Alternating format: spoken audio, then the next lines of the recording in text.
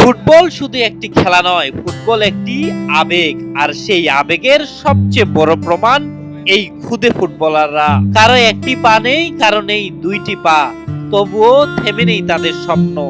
ক্রাচের ভরসায় মাঠে নেমে বলের পিছনে ছুটছেন তারা। প্রতিটি পাস, প্রতিটি শট আর প্রতিটি গোল যেন জীবনের সব বাধাকে হার মানানোর এক একটি গল্প। নিজের আত্মবিশ্বাস আর মনের জোরটাই হচ্ছে সবচেয়ে বড় বিষয়। আপনি ফিজিক্যালি ভাবে কি আছে কি নাই ওইটা ম্যাটার করে না, সবচেয়ে বড় বিষয় হচ্ছে আপনার মনের জোর। যদি ইচ্ছা শক্তি থাকে তাহলে পা কোনো বিষয় নয়, অঙ্গ কোনো বিষয় নয়, ফুটবল খেলা সম্ভব। এটা অনেকের কাছে অসম্ভব, কিন্তু আমাদের কাছে সম্ভব। আমরা এক পা হারিয়েছি, তবে যে আমাদের মন মানসিকতা, আমাদের যে শক্তি মনোবল, আমরা এটা হারাইনি। শারীরিক সীমাবদ্ধতা কখনোই তাদের ফুটবলের প্রতি ভালোবাসাকে আটকে রাখতে পারেনি, বরং প্রতিটি ম্যাচে তারা দেখিয়ে দেন ইচ্ছে শক্তির কাছে অসম্ভব বলতে কিছু নেই।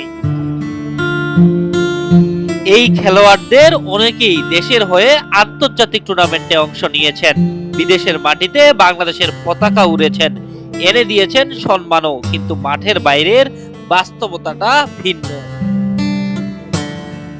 তাদের নেই কোনো মাসিক বেতন, খেলা বা ক্যাম্প থাকলেই শুধুমাত্র ঢাকায় আসেন।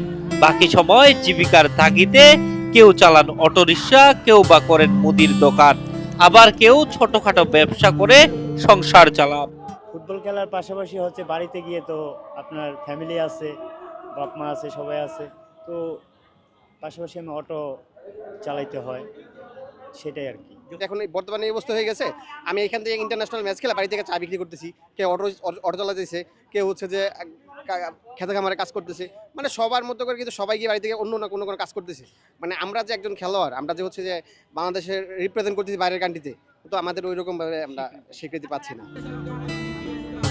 তবুও স্বপ্ন থেমে নেই, সুযোগ পেলেই আবার ছুটে আসেন মাঠে, কারণ তাদের কাছে ফুটবল শুধু একটি খেলা নয়, এটাই তাদের ভালোবাসা, আত্মবিশ্বাস আর বেঁচে থাকার শক্তি।